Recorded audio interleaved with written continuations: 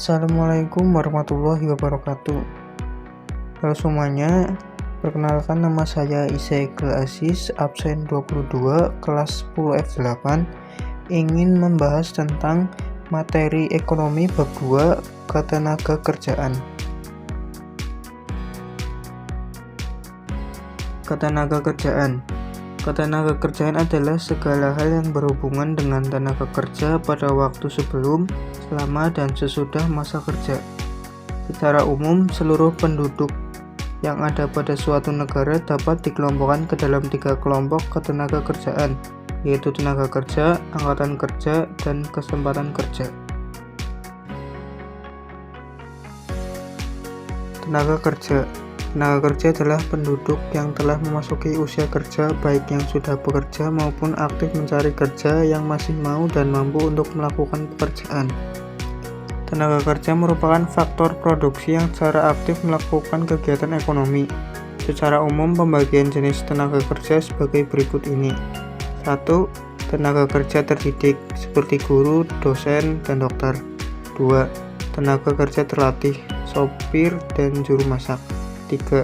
Tenaga kerja tidak terdidik dan tidak terlatih, seperti kuli, buruh tani, buruh pabrik. Angkatan kerja. Angkatan kerja merupakan penduduk yang sudah memasuki usia kerja, baik yang sudah kerja, belum kerja, atau sedang mencari pekerjaan. Tetapi tidak semua penduduk yang memasuki usia kerja disebut angkatan kerja, sebab penduduk yang tidak aktif dalam kegiatan ekonomi tidak termasuk dalam kelompok angkatan kerja. Dalam Pasal 1 Nomor 26 Undang-Undang Republik Indonesia Nomor 13 Tahun 2003 tentang ketenagakerjaan dinyatakan bahwa tenaga kerja adalah setiap orang yang berumur di atas 18 tahun. Berdasarkan ketentuan ini, anak yang boleh dipekerjakan adalah minimal berumur 18 tahun. Kesempatan kerja. Kesempatan kerja adalah sebagai permintaan tenaga kerja, yaitu suatu keadaan yang menggambarkan tersedianya lapangan kerja yang siap diisi oleh penawaran kerja. Di Indonesia, masalah kesempatan kerja dijamin di dalam UUD 1945 Pasal 27 Ayat 2 yang berbunyi, tiap-tiap warga negara berhak atas pekerjaan dan penghidupan yang layak. Jadi pemerintah Indonesia bertanggung jawab atas penciptaan kesempatan kerja serta perlindungan terhadap tenaga kerja. Kesempatan kerja meliputi kesempatan untuk bekerja, kesempatan untuk bekerja sesuai dengan pendidikan dan keterampilan, dan kesempatan untuk mengembangkan diri. Masalah ketenagakerjaan di Indonesia. Tenaga kerja merupakan faktor penting dalam pembangunan ekonomi suatu negara. Akan tetapi, tenaga kerja juga dapat menjadi faktor penghambat apabila tenaga kerja yang ada mendatangkan berbagai macam masalah. Berikut ini berbagai bentuk masalah ketenagakerjaan yang sering dihadapi oleh pemerintah. 1. Kualitas tenaga kerja yang rendah. 2. Persebaran tenaga kerja yang tidak merata. 3. Pemutusan hubungan kerja. 4. Meningkatnya jumlah angkatan kerja. Upaya meningkatkan kualitas tenaga kerja. Upaya pemerintah, yaitu A. Menyusun kurikulum pendidikan yang dapat menghasilkan lulusan dan sesuai dengan syarat-syarat dunia kerja. B.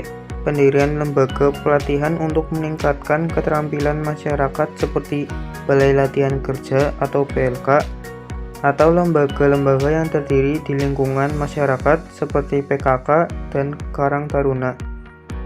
C. Menyusun dan melaksanakan program-program yang sekiranya mendukung tercapainya sistem ketenagakerjaan yang ideal. D. Meningkatkan kualitas serta produktivitas tenaga kerja dalam pelatihan-pelatihan yang tidak dipungut biaya sehingga tidak memberatkan peserta. Upaya swasta. Langkah yang dapat diambil oleh pihak swasta untuk ikut serta dalam meningkatkan mutu tenaga kerja adalah bekerja sama dengan sekolah atau kampus. Kerjasama yang bisa dilakukan oleh pihak swasta dengan sekolah atau kampus adalah menyediakan kesempatan bagi para siswa dan mahasiswa untuk kerja praktik atau magang di perusahaan yang bersangkutan. Upaya individu. Seorang pekerja harus senantiasa meningkatkan kualitas dirinya agar dapat menghadapi persaingan dan memenuhi kebutuhan hidupnya. Seorang individu hendaknya memiliki persiapan untuk menentukan masa depannya. Persiapan yang harus dilakukan adalah meningkatkan kemampuan dalam hal keterampilan, bahasa, serta wawasan. Ketiga kemampuan tersebut yang akan membentuk individu yang berkualitas. Dimanapun tenaga kerja bekerja, maka akan selalu dapat beradaptasi dengan beberapa situasi seperti di tempat kerja. Sistem upah. Upah merupakan imbalan yang diterima tenaga kerja atas jasa yang telah diberikan dalam proses produksi. Penentuan upah ditentukan oleh permintaan dan penawaran faktor produksi tenaga kerja. Dalam penentuan upah diperlukan peran dari pemerintah sebagai mediator antara pihak pengusaha dan pihak pekerja.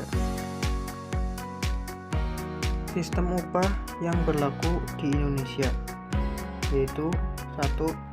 Upah menurut hasil adalah cara pembayaran upah berdasarkan jumlah hasil produksi yang dilakukan oleh pekerja dalam waktu tertentu.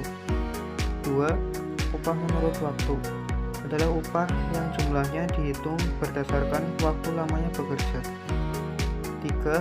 Upah borongan adalah sistem pembayaran upah yang dilakukan dengan kesepakatan di awal antara pemberi pekerja dan pekerja. 4. Upah dengan sistem mitra usaha. Pada sistem ini, pekerja memperoleh upah dan tambahan upah berupa saham. 5. Upah dengan sistem bonus adalah upah tambahan yang diterima pekerja selain upah tetap. Pengangguran.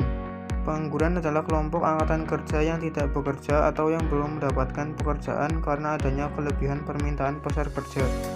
Menurut Sakernas, survei keadaan Angkatan Kerja Nasional, pengangguran yaitu mereka yang sedang mencari pekerjaan dan saat itu tidak bekerja, mereka yang mempersiapkan usaha, dan mereka yang tidak mencari pekerjaan. Pengangguran berdasarkan penyebabnya. A. Pengangguran struktural adalah pengangguran yang disebabkan karena perubahan dalam struktur perekonomian dan cara kegiatan ekonomi. B. Pengangguran friksional merupakan pengangguran yang bersifat sementara karena adanya pergeseran atau friksi antara permintaan dan penawaran tenaga kerja. C. Pengangguran teknologi adalah pengangguran yang terjadi karena adanya mekanisasi atau penggantian tenaga manusia dengan tenaga mesin. D. Pengangguran musiman, pengangguran yang terjadi karena pergantian waktu atau tren. E. Pengangguran konjungtur atau siklis, pengangguran yang terjadi akibat gelombang konjungtur atau perubahan naik atau turunnya gelombang ekonomi. F. Pengangguran isolasi geografis, pengangguran ini dialami oleh masyarakat yang terpencil dari pusat kegiatan ekonomi. G. Pengangguran voluntari, yaitu pengangguran yang terjadi karena seorang yang masih mampu bekerja tetapi dengan sukarela ia tidak bekerja karena telah memiliki penghasilan dan harta kekayaan mereka. Pengangguran berdasarkan sifatnya. A. Pengangguran terbuka adalah angkatan kerja yang benar-benar tidak mempunyai pekerjaan. Pengangguran jenis ini terjadi karena kurangnya lapangan pekerjaan, tidak mau bekerja, atau adanya ketidakcocokan antara lowongan pekerjaan. B. Pengangguran terselubung, adanya tenaga kerja yang tidak bekerja secara optimal karena sesuatu alasan tertentu. C. Pengangguran setengah menganggur, adalah tenaga kerja yang bekerja tidak optimum dilihat dari jam kerja. Upaya mengatasi pengangguran. Pertama, mengadakan pendidikan dan pelatihan keterampilan. 2. Mendorong sektor wirausaha di masyarakat. 3. Mengadakan program magang dan praktik kerja. 4. Mengadakan bursa kerja atau job fair. 5. Program transmigrasi. Terima kasih telah menonton video tentang ketenagakerjaan dari saya. Semoga bermanfaat. Wassalamualaikum warahmatullahi wabarakatuh.